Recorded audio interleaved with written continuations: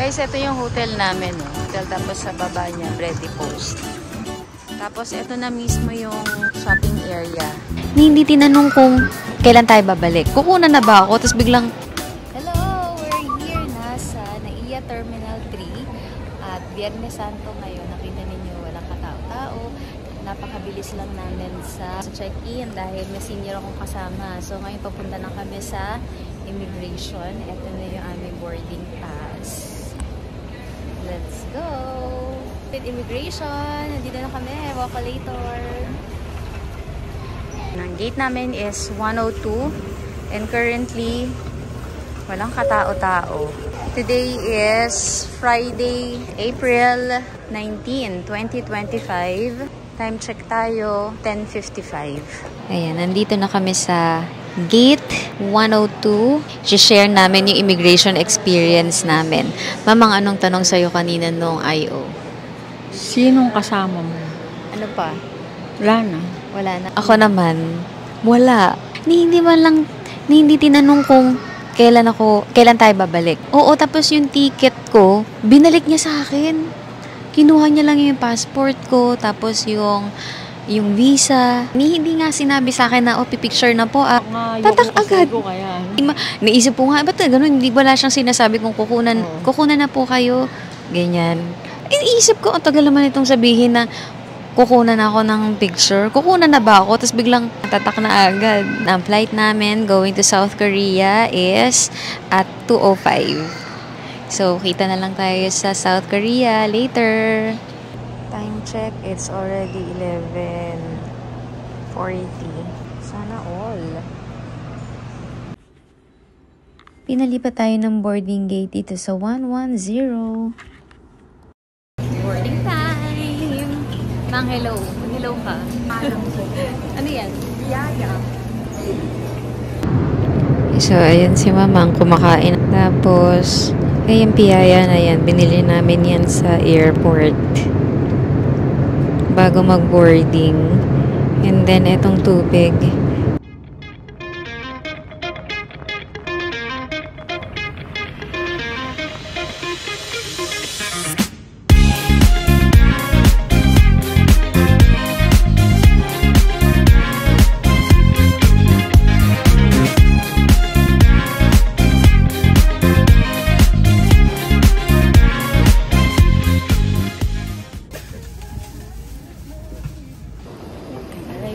Ay, welcome to South Korea.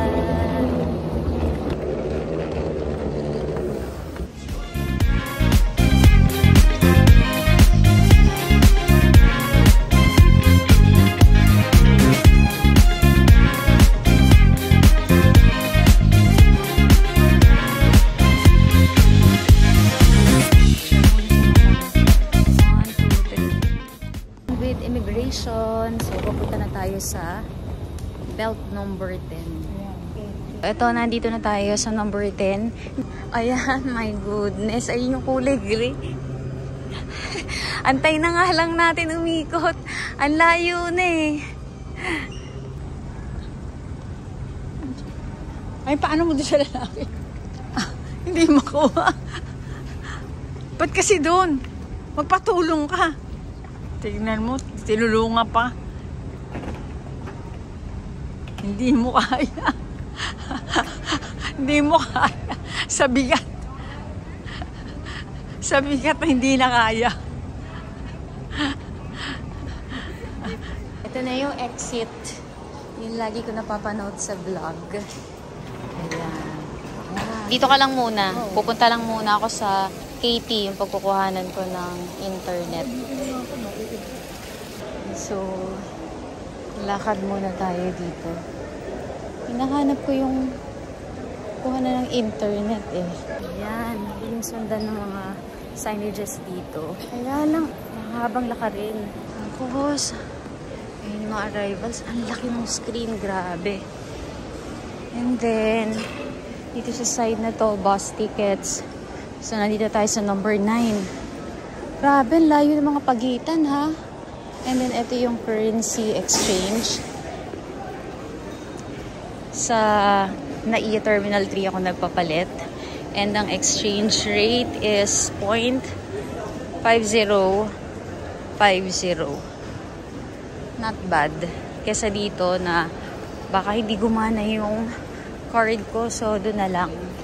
So, nandito na tayo sa KT Korea Telecom. And pipikapin ko na yung pocket wifi. Ito yung mga price ng SIM and eSIM.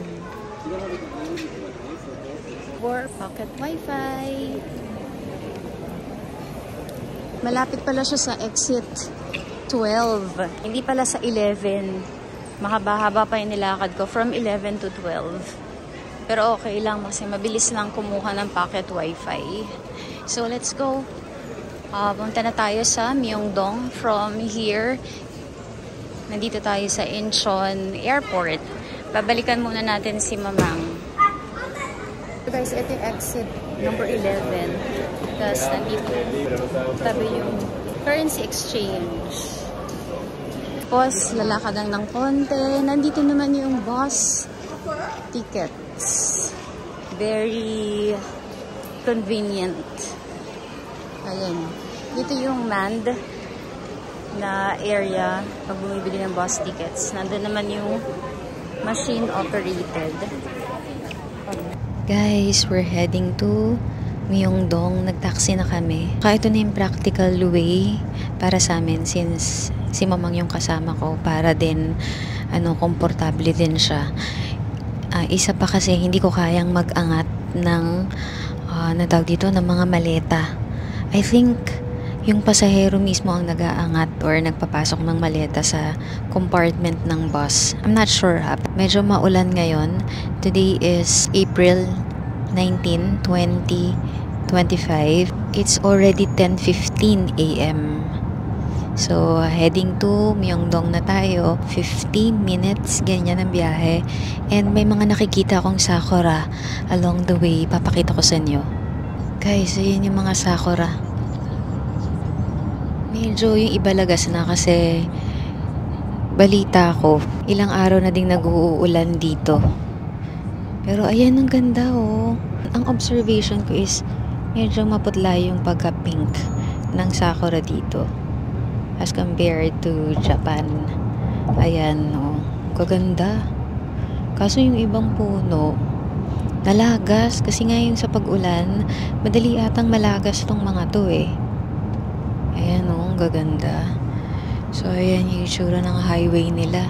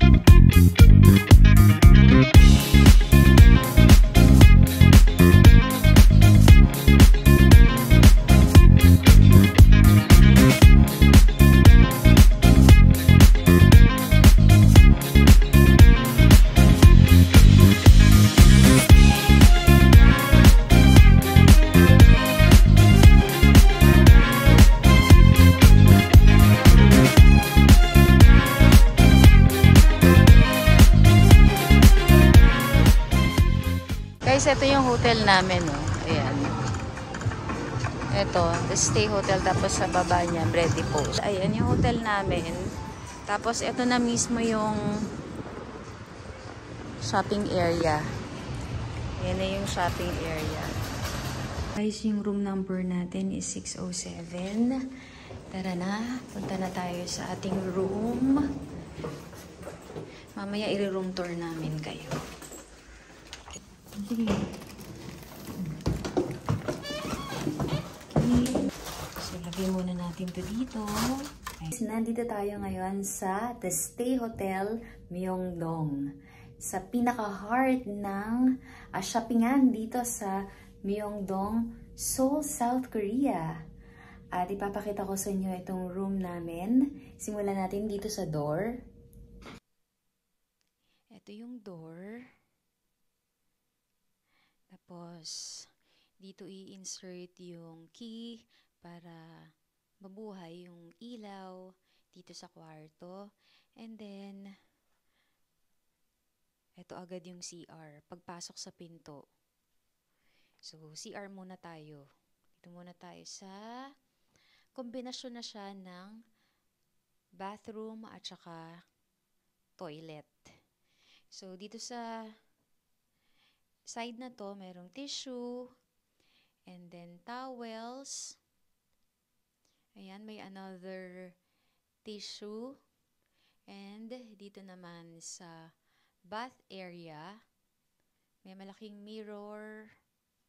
Tapos may shower head. Ay, ang galing. Kasi yung shower head nila, guys, kung mapapansin nyo, ayan, nakatapat siya sa may lavatory. Then, isip ko lang din, ayun. So, pwede rin siyang, kumbaga dito siya i-adjust.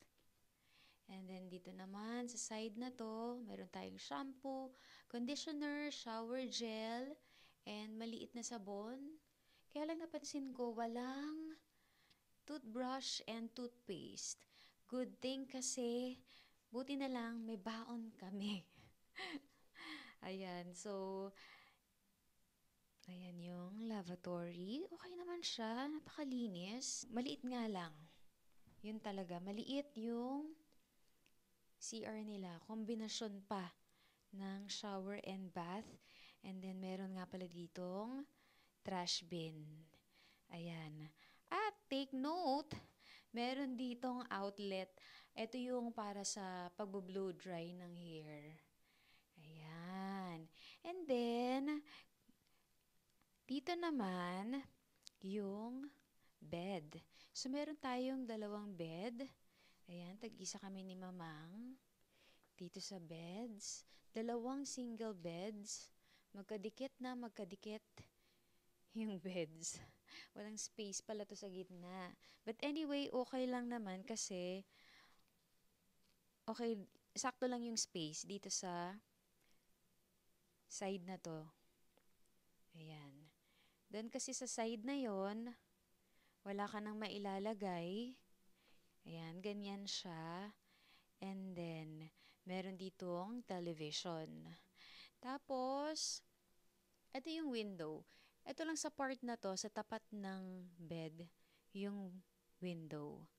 So, maganda to kasi at least mayroong natural light, 'di ba, na pumapasok. Importante yung may natural na liwanag na pumapasok sa room. Ayan. Yung view natin, yung kabilang building.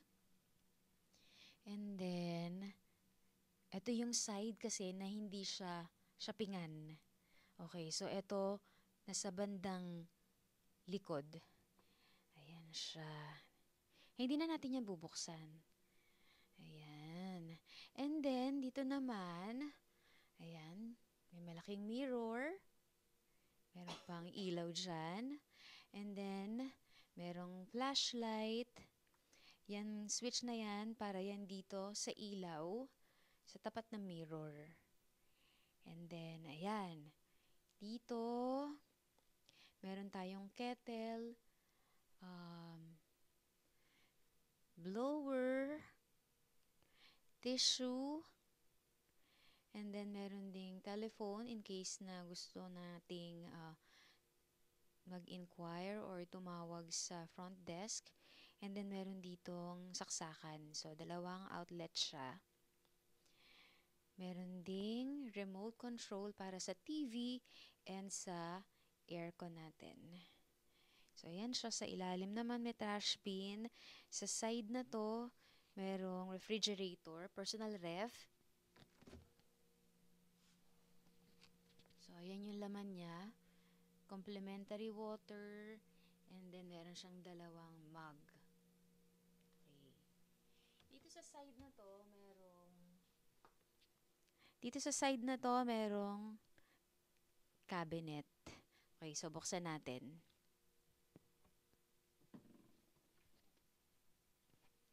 Ayun. So, sa cabinet, meron tayong tatlong hangers. Buti na lang, meron kaming dala na extra hangers. Kasi tatlo lang pala yung hangers. And then, ito, meron ditong pantulog. 2 pairs. And then, meron dong, ano ba yan? Siguro to parang Baygon siya, ganyan. Or air freshener, whatever. Hindi natin alam kasi naka-Korean eh. Tingnan nga natin. Okay. So, according sa picture, parang siyang Baygon. Kasi merong picture ng cockroach. So, pampatay siya ng cockroach. So, ganyan yung room natin. Very simple. Yan yung ceiling. Meron lang isang ilaw. Kaya pala ano siya, dim light. Buti na lang meron itong ilaw dito. So, ayan siya. Ganda. For the price, sulit na sulit. At saka, syempre yung location. Kasi, nandito tayo sa heart of shoppingan dito sa Myeongdong. Ayan. At nga pala, merong 2 pairs of indoor slippers or bedroom slippers. So, ayan siya. Sa bawat bed, merong tag-dalawang pillows. So, ganyan siya.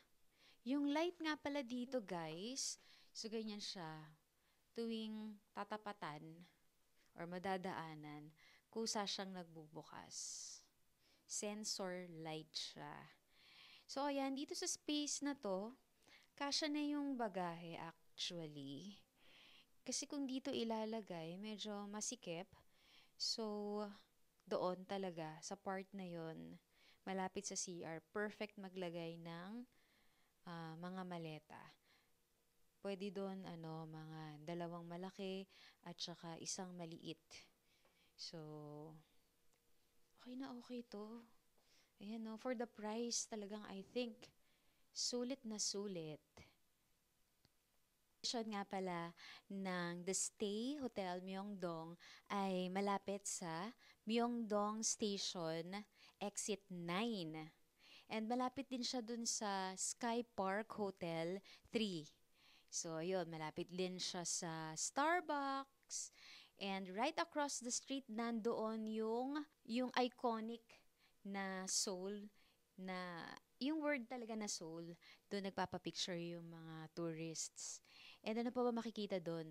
Yung exit, nga pala, kung pupunta kayo doon sa iconic na nakalagay Seoul, yun yung exit number 3. Nandun din yung North Face. Ayan, so very, very convenient na location. Napakagandang location. And malapit siya sa Namsan Yejang Park.